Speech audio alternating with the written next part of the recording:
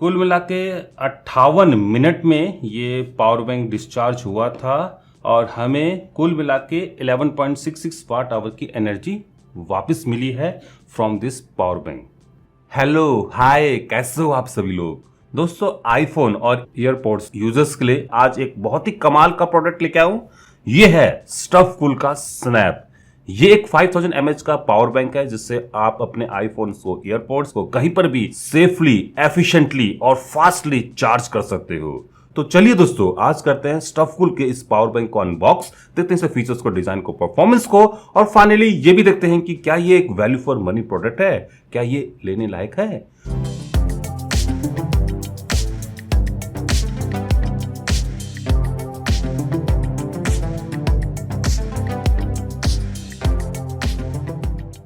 ये power bank आता है कुछ इस टाइप की पैकिंग में। ये एक कॉम्पैक्ट पावर बैंक है with 20 watt fast charging, compatible है with iPhone and EarPods, PD supported है, 5000 mAh इसकी कैपेसिटी है, कॉम्पैक्ट साइज है।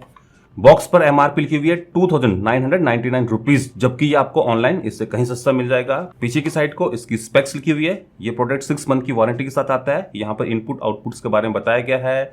बी सर्टिफाइड ये प्रोडक्ट है और ये एक मेड इन इंडिया प्रोडक्ट है। तो ये है बॉक्स जिसमें ये प्रोडक्ट आता है। आइए अब इसको करते हैं अनबॉक्स। बॉक्स में है एक यूजर मैनुअल जिसमें कैसे इस प्रोडक्ट को यूज करना है, क्या इसके फीचर्स हैं, ये सब कुछ बताए गए हैं। एक USB type C to type C charging cable है और फाइनली है मेन पावर बैंक। तो बस यही कुछ आता है इसके डिब्बे में। चलिए अब देख लेते हैं इस पावर बैंक को। दिखने में स्टफकूल का ये स्नैप कुछ इस टाइप से दिखता है। प्लास्टिक की बॉडी है ऑल्दो, बट ये काफी स्ट्रांग है। कॉम्पैक्ट साइज है, आप साइज देख लीजिए, काफी छोटा साइज है। वेट है इसका अराउंड 91 ग्राम्स। बाकी अगर मैं इसके लेआउट की बात करूं तो यहाँ पर स्टफकूल लिखा हुआ है। ये इसके चार्जिंग इंडिकेटर्स एलईडीज होगी, एक मेन एलईडी है यहाँ पर। ये इसका लाइटनिंग पोर्ट हो गया फॉर चार्जिंग आईफोन्स और ईयरपोड्स। यहाँ पर टाइप सी पोर्ट है। यहाँ पर इसकी इनपुट्स आउटपुट्स के बारे में बताया गया है, किन किन को सर्टिफाई करता है यहाँ पर दिखाया गया है। ये मेड इन इंडिया प्रोडक्ट है। यहाँ पर बिस सर्टिफाइड का लोगो हो गया और एक यहाँ पर फिजिकल बटन है, स्टफकूल लिखा हुआ है यहाँ पर। तो लुक एंड डिजाइन वाइज स्टफकूल का स्नैप काफी बढ़िया लग रहा है। कॉम्पैक्ट साइज है, इजी टू कैरी है और काफी स्ट्रांग भी है। ऑल्दो प्लास्टिक की बॉडी है बट काफी स्ट्रांग है। तो लुक एंड डिजाइन के मामले में तो काफी बढ़िया है। चलिए दोस्तों, अब इसको टेस्ट करते हैं। सबसे पहले मैं इसकी चार्जिंग को देख लेता हूँ। इसको चार्ज करने के लिए मैं स्टफकूल का ये 65 वाट का चार्जर इस्तेमाल कर रहा हूँ। पावर को मॉनिटर करने के लिए मैं विट्रिन का U3 इस्तेमाल कर रहा हूँ और कुछ चार्जिंग केबल्स का यहाँ पर इस्तेमाल कर रहा हूँ। चलिए इसको चार्जिंग पर लगाते हैं। ये पावर बैंक चार्ज होना शुरू हो गया है और इस समय ये चार्ज हो रहा है 8.84 वोल्ट पर। करंट है 1.56 एम्पियर, पावर है 13.9 वाट। तो ये पावर बैंक चार्ज होता है अराउंड 14 वाट पर। आइए अब इसकी आउटपुट को भी देख लेते हैं। अनफॉर्चुनेटली इस पावर बैंक की एक ही आउटपुट है, वो है ये लाइटनिंग पोर्ट। मैं इस टाइप सी पोर्ट से इस पावर बैंक को चार्ज तो कर सकता हूं बट इससे पावर आउटपुट नहीं ले सकता हूं। दिखा देता हूं आपको। तो यहां से कोई पावर आउटपुट नहीं आती है। इसको टेस्ट करने के लिए मैंने कुछ एडेप्टर्स मंगवाए हैं। यह है lightning to type C converters, जिसको मैं इस लाइटनिंग पोर्ट पर कुछ स्टेप से लगा के टाइप सी में कन्वर्ट कर सकता हूं और अब मैं इस पावर बैंक को टेस्ट कर सकता हूं। इसको टेस्ट करने के लिए मैं HD35 को एज ए लोड इस्तेमाल कर रहा हूं और विट्रिन के U3 को एज ए पावर मॉनिटर। चलिए इस पावर बैंक के आउटपुट प्रोटोकॉल्स को देख लेते हैं। अब चूंकि यहां पर मैं ये कन्वर्टर लगा रहा हूं जो कि लाइटनिंग पोर्ट को कन्वर्ट कर दे रहा है टाइप सी में, तो इसकी वजह से एग्जैक्टली मैं ये पावर बैंक आउटपुट में कौन कौन से प्रोटोकॉल्स को सपोर्ट करता है ये पता लगाना तो मुश्किल है, but still we can find. तो मैं यहाँ पर इसको कनेक्ट कर देता हूँ विट्रिन के U3 से। मैं विट्रिन के U3 से इसके आउटपुट प्रोटोकॉल्स को तो चेक नहीं कर पाऊंगा, बट यहाँ पर मैं आपको दिखा देता हूँ। ये एप्पल की 5 वोल्ट एट 2.4 एम्पियर को सपोर्ट करता है। और चलिए देखते हैं कि इसमें ये मैक्सिमम कितनी आउटपुट तक दे सकता है। ये इस समय 4.72 वोल्ट पर 3.083 एम्पियर करंट दे रहा है, मतलब कि 14.55 वाट। और अगर मैं इससे आगे करंट को बढ़ाता हूँ तो वोल्टेज गिरना शुरू हो जाती है और वाटेज भी। तो अराउंड 14.5 वाट ये पावर बैंक इस लाइटनिंग पोर्ट से आउटपुट में दे देता है। मैं इससे ज़्यादा इस सेटअप से इसको टेस्ट नहीं कर सकता हूँ। बट एक काम मैं ज़रूर कर सकता हूँ कि मैं इस पावर बैंक से अपने मोबाइल फ़ोन को ज़रूर चार्ज कर सकता हूँ। जैसे कि मैं अपने Asus के फ़ोन को इससे चार्ज कर सकता हूँ, Note 10 Plus को भी चार्ज कर सकता हूँ। ऑल्दो यहाँ पर किसी भी टाइप की कोई फास्ट चार्जिंग तो नहीं है, but still I can charge. और अगर मैं आईफोन्स की बात करूँ तो मैं इस पावर बैंक को कुछ स्टेप से स्नैप करके आईफोन्स को, ईयरपॉड्स को आराम से इस पावर बैंक से चार्ज कर सकता हूँ। चलिए दोस्तों, अब ये जान लेते हैं कि इस पावर बैंक को चार्ज करने में कितना समय लगता है और कितनी एनर्जी कंज्यूम होती है, और एक बार फुल चार्ज हो जाने के बाद ये हमें कितनी एनर्जी आउटपुट में देता है। तो चलिए सबसे पहले इसको फुली डिस्चार्ज कर लेते हैं। अब चूंकि इस पावर बैंक में अभी कुछ चार्जिंग बाकी है, चलिए सबसे पहले इसको डिस्चार्ज कर लेते हैं। मैं इसको 4.7 वोल्ट 2.87 एम्पियर करंट पर डिस्चार्ज कर रहा हूं, मतलब कि 13.67 वाट पर। A few moments later. तो फाइनली ये पावर बैंक हो गया है फुली डिस्चार्ज। चलिए अब इसको चार्ज करते हैं। मैं स्टफकूल के इस गैल्वेनाइटेड बेस 65 वाट के चार्जर से इसको चार्ज करने जा रहा हूँ। चलिए इसको मेंस पर लगाते हैं और मैं पावर को मॉनिटर कर रहा हूँ विथ विट्रन U3। चार्जिंग पर लगा देता हूँ। पावर बैंक चार्ज होना शुरू हो गया है और यहाँ पर ये चार्ज हो रहा है 8.84 वोल्ट पर। करंट है 1.55 ampere hour, watt hour, time record होना शुरू हो गए हैं। आइए अब देखते हैं कि ये पावर बैंक कितने समय में चार्ज होता है और कितनी एनर्जी कंज्यूम करता है। 2000 years later. तो फाइनली ये पावर बैंक हो गया है फुली चार्ज। चारों इंडिकेटिंग एलईडीज इस समय ऑन है और कुल मिला के 1 घंटा 44 मिनट लगे हैं इस पावर बैंक को 0% से 100% चार्ज होने में, और 1.92 एम्पियर आवर रिकॉर्ड हुए हैं एट 9 वोल्ट और 17.052 वाट आवर की एनर्जी कंज्यूम हुई है इसको चार्ज करने में।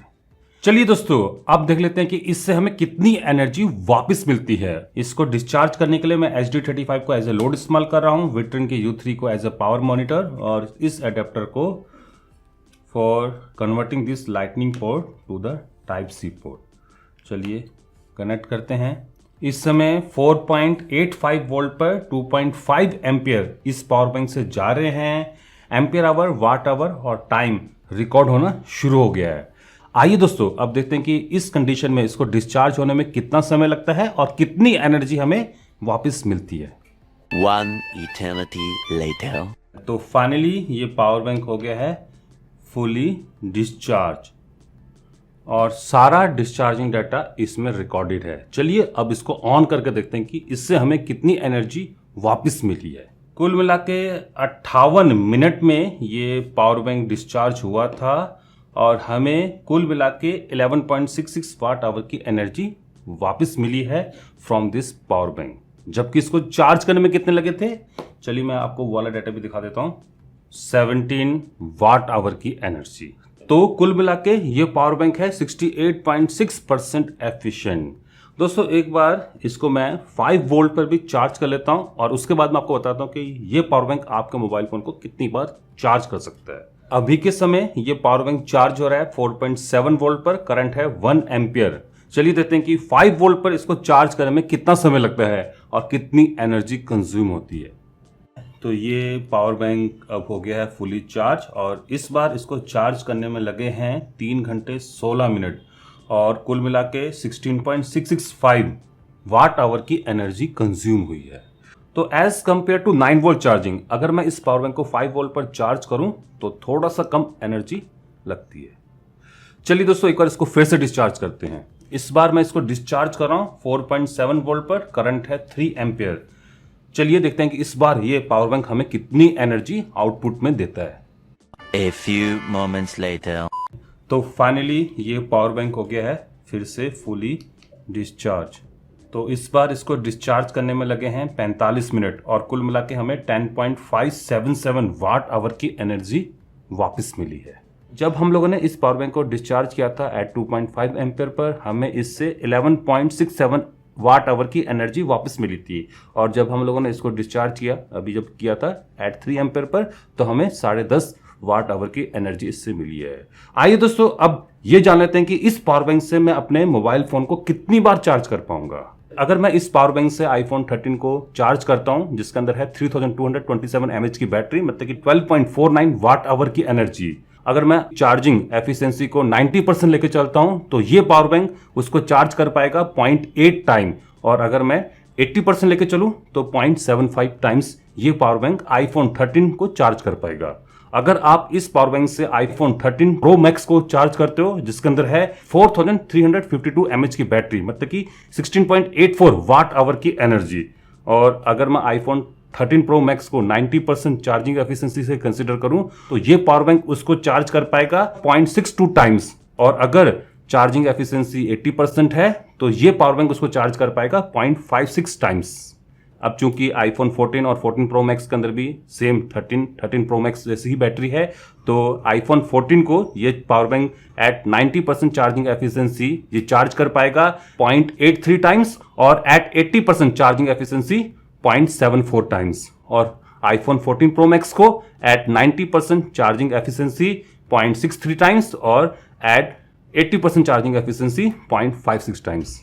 तो यहाँ पर कैलकुलेशन पर्पस के लिए मैं आपको बता देता हूँ, अगर आप एमएच में इसकी कैपेसिटी जानना चाहते हो तो इसकी एमएच में कैपेसिटी आ रही है 3150 mAh, और अगर आप चार्जिंग वाइज देखना चाहते हो कि आपके मोबाइल फ़ोन को ये कितनी बार चार्ज कर पाएगा, अगर आपका मोबाइल फ़ोन की चार्जिंग एफिशिएंसी 90% है तो आप इसकी कैपेसिटी को 2840 mAh लेके चलिए, और अगर 80% चार्जिंग एफिशिएंसी है तो इसकी कैपेसिटी को आप 2540 mAh लेके चलिए। इस डाटा से आप कैलकुलेट कर सकते हो कि ये पावर बैंक आपके मोबाइल फोन को कितनी बार चार्ज कर पाएगा। दोस्तों अब जाने से पहले एक बार ये भी देख लेते हैं कि इस पावर बैंक के अंदर है क्या, मतलब कि करते हैं इसका टीयर डाउन। आप लोग क्या उम्मीद करते हो कि इसके अंदर क्या होगा? फाइनली ये पावर बैंक अब खुल गया है और ये है इसके इंटरनल्स। यहाँ पर एक बोर्ड है, पीसीबी बोर्ड, और एक सेल है और एक लाइटनिंग कनेक्टर है, और ये सब कनेक्टेड है थ्रू दीज वायर्स। सेल की बात करें तो सेल का मॉडल है 21700T, इसकी रेटिंग है 3.7 वोल्ट पर अप टू 5000 mAh। ICR 2271 ये सेल है, और ये इसका लाइटनिंग कनेक्टर हो गया जिसके थ्रू आप आईफोन्स को या फिर ईयरपोड्स को चार्ज करते हो। और अगर बोर्ड की बात करें तो बोर्ड पर एक टाइप सी पोर्ट है फॉर चार्जिंग दिस सेल, एक इंडक्टर है काफ़ी बड़ा, ये इसका कंट्रोलर IC हो गया SW6201। यहाँ पर कुछ मॉसफेट्स हैं, A205A, बैटरी प्रोटेक्शन IC है L2030, DW01, इंडिकेटिंग LEDs है यहाँ पर अराउंड 4% को बताती है, और एक मेन पावर को बताती है, और एक फिजिकल बटन हो गया जिसको प्रेस करके आप इस पावर बैंक को ऑन कर सकते हो और बैटरी की कैपेसिटी जान सकते हो। तो ये होता है स्टफ फुल के पावर बैंक स्नैप के अंदर। चलिए अब इसको फटाफट से असेंबल कर देते हैं। तो ये रहा स्टफ कूल का snap, a compact power bank for charging iPhone and ईयरपोड्स। Look and design wise बढ़िया, परफॉर्मेंस बढ़िया, कैपेसिटी बढ़िया, बस एक ही दिक्कत है कि मैं इससे सिर्फ आईफोन्स को या फिर ईयरपोड्स को चार्ज कर सकता हूं। बाकी देखा जाए बढ़िया पावर बैंक है, आप इसको ऑन टू गो अपने साथ ले जा सकते हो और कहीं पर भी अपने आईफोन्स को या फिर ईयरपोड्स को इससे चार्ज कर सकते हो। तो मैं तो दोस्तों इसको रेकमेंड करता हूं। बाकी आप बताइए कि आपको ये पावर बैंक कैसा लगा। अगर आप इस पावर बैंक को मंगवाना चाहते हो तो इसका जो लिंक है मैं आपको नीचे प्रोवाइड कर दूंगा, आप वहां पर जाके इसको खरीद सकते हो। तो फिलहाल आज के लिए बस इतना ही। आशा करता हूं कि आप सभी लोगों को मेरी ये वीडियो पसंद आई होगी। अगर पसंद आई तो आप इस वीडियो को लाइक कर सकते हो, शेयर कर सकते हो, और अभी तक अगर आप लोगों ने मेरे इस चैनल को सब्सक्राइब नहीं कर रखा है तो जाने से पहले मेरे इस चैनल को सब्सक्राइब भी कर सकते हो। अगर कर रहे हो तो साथ में जो बेल आइकन है, घंटे वाला जो निशान है, उसको ऑल करके बजा जाना, ताकि आप लोगों से मेरी कोई फ्यूचर अपडेट, कोई फ्यूचर इस टाइप की वीडियो मिस ना हो पाए। नमस्कार, बाय बाय।